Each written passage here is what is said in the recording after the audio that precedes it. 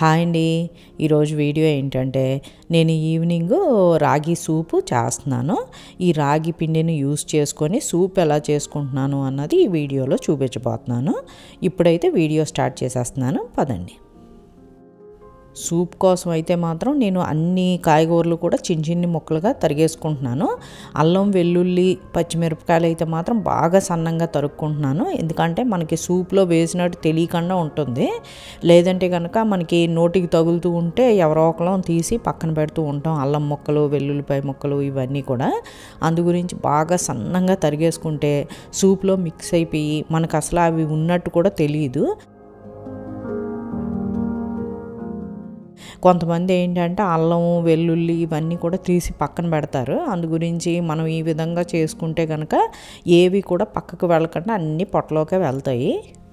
French beans, carrot, పీసు, పచ్చి బఠానీలు ఉంటాయి కదా, అవి తీసుకుంటున్నాను ఇందులోకి వేసుకోవడానికి.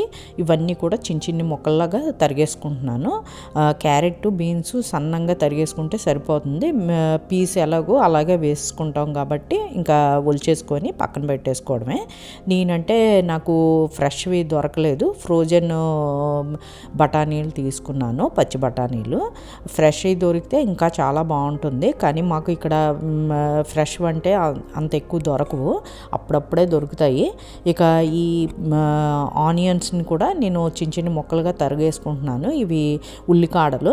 ఈ ఉల్లికాడలకి ఫస్ట్ మనకి స్టార్టింగ్లో ఉంటుంది కదా ఉల్లిపాయ రెడీ అయిపోతుంది, అదంతా కూడా నేను ఈ విధంగా తీసుకొని పక్కన పెట్టేసుకుంటున్నాను. ఎందుకంటే ఇవి నేను ముందు యూజ్ చేసేసుకుంటాను. ఈ కాడలన్నీ లేతవన్నీ కూడా నేను లాస్ట్లోని గార్నిష్ చేసుకోవడానికి ఉపయోగించుకుంటాను.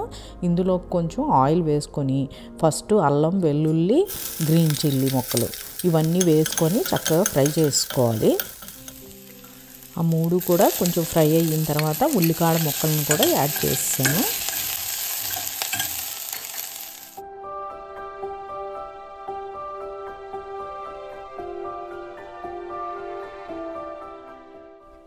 అన్ని కాయగూరల ముక్కలు వేసుకున్న తర్వాత కొంచెం కలుపుకుంటూ ఫ్రై చేసుకోవాలి.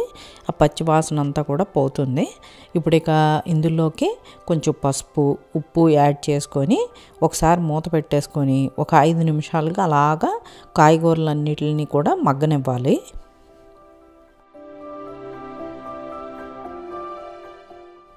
ఒక 5 నిమిషాలకు మూత పెట్టుకొని మగ్గబెట్టేసుకున్న తర్వాత నాకు కాయగూరల ముక్కలన్నీ కూడా కొంచెం మెత్తగా అయినాయి. ఇప్పుడు నేను ఇందులోకి 3 కప్పులు వాటర్ని యాడ్ చేసుకున్నాను.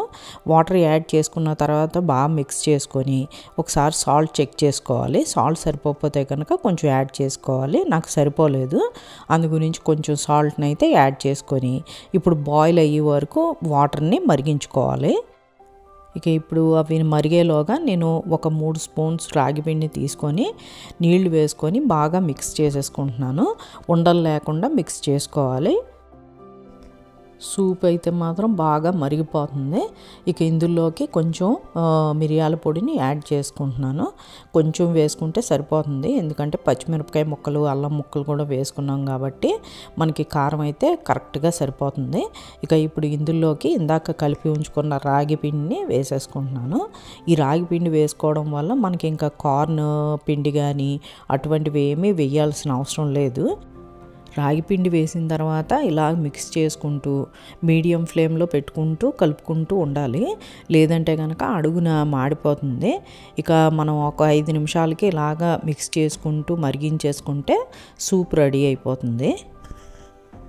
మేము మజ్జిగ వేసుకొని తాగే రాగి జావ కూడా చేసుకుంటూ ఉంటాము.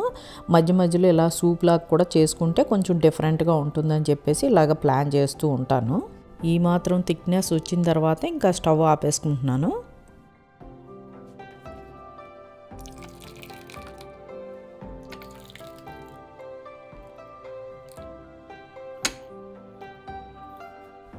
ఇందులో కొంచెం నిమ్మరసాన్ని పిండుతున్నాను.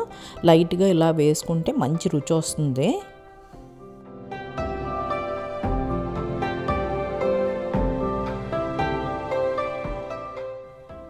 నిమ్మకాయ వేసుకున్న తర్వాత బాగా మిక్స్ చేసుకొని ఇక ఫైనల్గా స్ప్రింగ్ ఆనియన్స్, ఉల్లికాడల్ని గార్నిష్ చేసుకుంటున్నాను. వేడి వేడి రాగి సూప్ రెడీ అయిపోయింది.